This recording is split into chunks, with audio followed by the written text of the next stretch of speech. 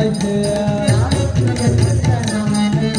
சாலத்தில் குழந்த அவ்வளதா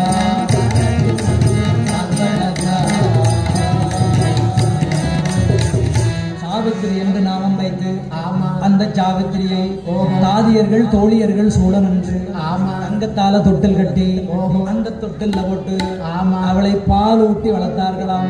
தையலாம் சாவித்திரியை முறைப்படி பால் ஊட்டி சீராட்டி அழகாக தாலாட்டி வளர்க்கிறாங்களாம். அழகாக தாலாட்டி வளர்க்கிறாங்களா? எப்படி? ஆராரோ கரேவரோ ஆரைவரோ